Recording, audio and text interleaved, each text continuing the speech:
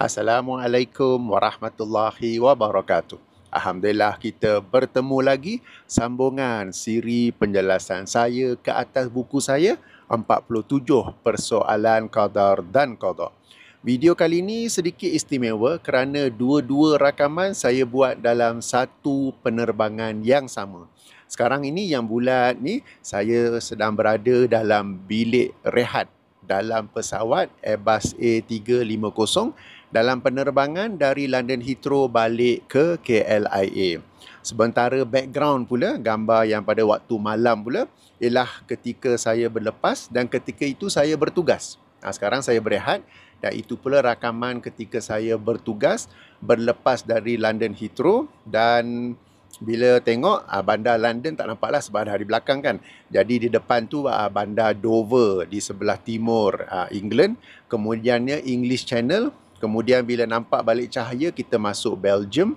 Cahaya yang paling cerah sekali tu bandarnya, iaitu Brussels. Kemudian kita masuk Germany. Bandar yang paling cerah sekali tu ialah Frankfurt. Okay? Jadi itu ketika saya bertugas dan rakaman itu saya jadikan background. Sementara sekarang ini pula, sekarang ini kita di ruang udara Pakistan. Saya sedang berehat dan saya manfaatkan sedikit masa rehat itu untuk membuat video ini ya. Jadi kedua-dua rakaman dalam satu penerbangan yang sama.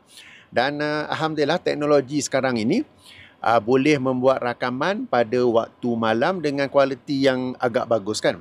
Saya menggunakan kamera DJI Pocket 3 di mana kamera ini ada sensor yang sebesar 1 inci, 1 inch sensor. Kalau di kalangan para penonton yang minat bidang kamera ni, dia tahulah tentang sensor-sensor ni. Jadi sensor bila lagi besar, ia membolehkan lebih banyak cahaya yang masuk sehingga pada waktu malam pun pada ketinggian 35,000 kaki masih boleh merakam cahaya bandar kecil, bandar besar yang berada di bawah ya. Demikianlah teknologi manusia, alhamdulillah. Okey, sebelum nak masuk ke soalan yang ke-12, saya nak ulas sedikit daripada video sebelum ini, soalan yang ke-11 ya, di mana saya ada memberi contoh seorang tuan dengan kucingnya, kucing nak keluar pergi taman ke, kucing nak duduk atas sofa ke apa kan. Okey, lalu ada pula yang memberi komen, tuan kucing tu tak terikat kepada takdir Allah ke? Kucing tu tak terikat kepada takdir Allah ke? Saya dah kata ini adalah contoh. Dan saya juga telah kata video ini bersiri, sila tonton daripada siri pertama. Apabila bagi contoh, ia untuk membantu kefahaman. Tak perlulah memikir sebegitu mendalam kerana ia adalah contoh. Ya, saya bagi satu contoh lain daripada hadis yang sahih ya. Okey, hadis ni saya pernah baca sebelum ni dalam video yang lain. Hadis riwayat Imam At-Tirmizi nombor 597 atau penomoran lain hadis nombor 661 dengan darjat yang sahih ya. Okey, Rasulullah sallallahu alaihi wasallam bersabda, maksudnya tidaklah seseorang itu bersedekah dengan satu sedekah yang baik, yang thayyib, dan tidaklah Allah menerima kecuali yang thayyib. Melainkan Allah Ar-Rahman mengambil sedekah itu dengan tangan kanannya. Dan meskipun seseorang itu bersedekah sekadar sebutir tamar, Allah Ar-Rahman akan mengembangkan satu biji tamar itu di tapak tangan kanannya sehingga menjadi lebih agung, lebih besar berbanding sebuah bukit. Sebagaimana, dengar contoh yang Rasulullah buat ya, sebagaimana seseorang kalian membesarkan atau mengembangkan, ataupun lebih tepat terjemahan membesarkan seekor anak kuda atau seekor anak unta sehingga menjadi dewasa. Okey. Hadis ini secara lebih lengkap telah saya jelaskan dalam video yang lain, tazkirah tentang bersedekah yang halal dan thayyibah. Tapi cuba lihat contoh yang Rasulullah buat. Rasulullah memberi permisalan sebagaimana seseorang kalian membesarkan seekor anak kuda atau seekor anak unta sehingga jadi besar kan. Bukankah anak kuda, anak unta bila dibesarkan itu tetap di bawah takdir Allah. Itu juga merupakan rezeki Allah kepada tuan punya kuda, tuan punya unta sehingga unta itu dapat membesar, kuda dapat membesar sampai menjadi dewasa kan. Jadi semua itu tetap berada di bawah takdir Allah, tetap merupakan rezeki Allah, tetapi untuk memberi kefahaman maka Rasulullah pun membuat contoh sedemikian. Okey. Jadi samalah juga bila saya buat contoh kucing dengan tuannya kan. Ia adalah contoh. Jangan pula fikir habis kucing tu takdirnya macam mana. Tuan tu takdir dia macam mana kan. Ini namanya overthinking ya. Okey. Okey, tak apa. Perkara kedua yang saya nak highlight sebagai poin tambahan bila kita bincang tentang kebebasan manusia memilih, secara lebih terperinci sebenarnya manusia ni ada benda yang dia tak boleh pilih dan ada benda yang dia boleh pilih. Dan benda yang dia boleh pilih itu pula terserah kepada kehendak Allah. Yang tak boleh pilih tu apa dia? Seperti tarikh lahirnya, di mana dia lahir. Dia lahir sebagai lelaki atau perempuan. Kulitnya cerah atau gelap. Apa lagi? Sebagai contoh, kalau janggut kan, dia ada janggut ke, janggut lebat ke, janggut putih ke, janggut yang sedikit saja ke, kan? Jadi perkara-perkara macam tu tak boleh nak pilih. Sebahagian orang memang janggut sikit saja, sebahagian memang dia lebat, kan? Okay? Jadi itu perkara yang tak boleh pilih. Sebagai orang memang dilahirkan di tahun sekian-sekian ke, di negeri sekian-sekian ke, ini benda yang tak boleh pilih. Benda yang boleh pilih tu macam kita nak belajar agama atau tidak. Itu kita boleh pilih. Kita nak belajar agama atau kita nak tengok Netflix saja. Sekali-sekala tengok, rehat, tak apalah kan. Tapi asyik tengok Netflix saja, asyik tengok Astro saja kan. Itu kita boleh pilih. Sama ada kita nak belajar agama dan menjadi seorang hamba Allah yang bijak, atau kita nak tengok saja benda-benda lain yang lara sehingga menjadilah kita hamba Allah yang tak bijak. Okay? Jadi ada benda boleh pilih dan ada benda yang tak boleh pilih. Benda yang kita boleh pilih itu pula, ia terserah kepada kehendak Allah sebagaimana yang telah saya jelaskan dalam video sebelum ini ya, soalan yang ke-11. Alright. Sekarang kita masuk soalan ke-12. Yang ini bolehkah diberikan contoh lain ya tentang kebebasan manusia memilih dan kehendak Allah. Maka dalam buku saya ini saya berikan dua contoh. Contoh pertama, Kamal ingin ke kedai untuk membeli komputer. Okey, dululah. Sekarang ni saya pun beli komputer pakai Shopee ataupun Lazada. Kita survey mana harga yang paling rendah kan dengan spek apa semua tu. Alright, okey. Kamal ingin ke kedai untuk membeli komputer baru. Kamal memilih untuk membeli komputer, memilih kedai komputer dan memilih jenama komputer. Dan boleh tambah juga memilih spesifikasi komputer tu kan. Memory macam mana, prosesor macam mana, RAM macam mana. Pilihan Kamal ini sesuai dengan kehendak Allah. Maka Allah memudahkan sebab-sebab untuk Kamal mencapai pilihannya. Allah memudahkan bajet Kamal dari sudut kewangannya. Memudahkan pemanduan ke kedai komputer. Memudahkan Kamal mendapat jurujual yang mesra pelanggan dan memudahkan Kamal membawa balik komputer tersebut ke rumah. Pilihan Kamal sesuai dengan kehendak Allah. Allah mengetahui bahawa Kamal akan menggunakan komputer itu untuk tujuan yang baik, maka dipermudahkan sebab-sebab untuk Kamal mencapai pilihannya. Contoh pertama. Contoh kedua pula, Khairun Nisa ingin berjumpa dengan rakan-rakannya di sebuah bistro atau kopitiam ataupun kedai kopi kan. Khairun Nisa memilih untuk berjumpa dengan kawan-kawan, memilih siapa kawan yang ingin dia jumpa, memilih lokasi bistro untuk mereka berkumpul. Namun pilihan Khairun Nisa tidak sesuai dengan kehendak Allah, maka Allah menyukarkan sebab-sebabnya sehingga Khairun Nisa tiada pilihan. Tidak tercapai pilihannya.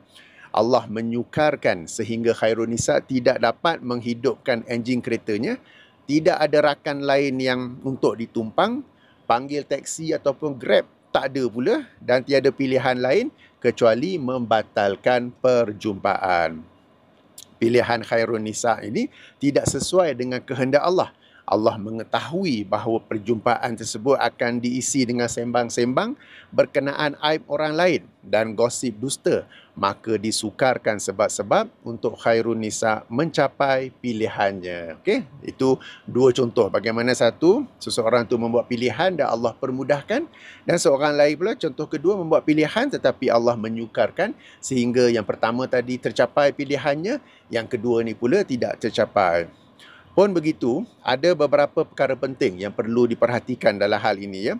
Pertama, ada kalanya Allah menyukarkan sesuatu pilihan manusia bukan untuk menghalangnya, tetapi untuk melatih manusia bersikap kreatif mencari alternatif lain. Perhatikan contoh Khairun Nisa di atas. Setelah alternatif pertama gagal, yakni enjin kereta tak boleh hidup, dia mencuba alternatif lain seperti menumpang kawan atau memanggil teksi atau Grab. Maka apabila sesuatu pilihan terasa sukar, tidaklah serta-merta bererti Allah tidak mengkehendakinya.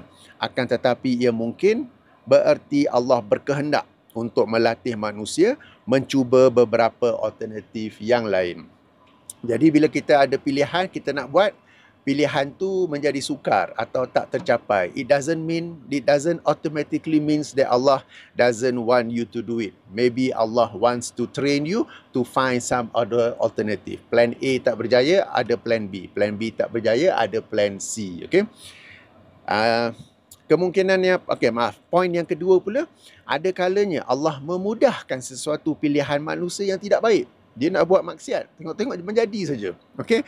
Ini Allah izinkan kerana ada sesuatu hikmah lain yang Allah kehendaki, seperti membolehkan orang itu belajar dari pengalaman pahit, menguatkan jati diri dan menjadi ujian kepada orang itu dan mereka yang di sekitarnya. Kadang-kadang seseorang tu dia memilih untuk buat maksiat dan Allah mempermudahkannya. Ada banyak sebab. Kadang Allah ingin melihat sama ada dia bertaubat atau tidak. Allah ingin menguji orang di sekelilingnya. Apakah mereka menasihatinya, menegurnya ataupun buat diam saja, kan? Ataupun cakap-cakap belakang. Tengok dia tu dia pergi minum. Bukannya nak pergi tegur, bukan nak pergi nasihatkan. Jadi ada sebab-sebab lain yang sangat luas ilmu Allah ini yang kita mungkin tidak tahu, ya. Yang ketiga, apabila manusia membuat sesuatu pilihan lalu ia tidak sesuai dengan kehendak Allah dan disukarkannya sehingga tidak tercapai, ia akan difahami oleh manusia terbabit sebagai takdir yang buruk. Namun jika manusia tetap berhubung dengan Allah, dia akan menyedari bahawa Allah mengkehendaki yang terbaik di sebalik keburukan itu. Hanya mereka yang tidak berhubung dengan Allah yang akan merungut dan marah apabila pilihannya tidak sesuai dengan kehendak Allah. Ini sebagaimana yang telah dijelaskan dalam soalan sebelum ini. Oleh itu, kalau saya dapat bagi contoh diri saya sendiri pun, bila saya nak buat video, saya pilih topik yang nak disampaikan, saya pilih lokasi ke background macam mana, kan. Itu pilihan saya. Kadang-kadang menjadi, kadang-kadang memang tak jadi.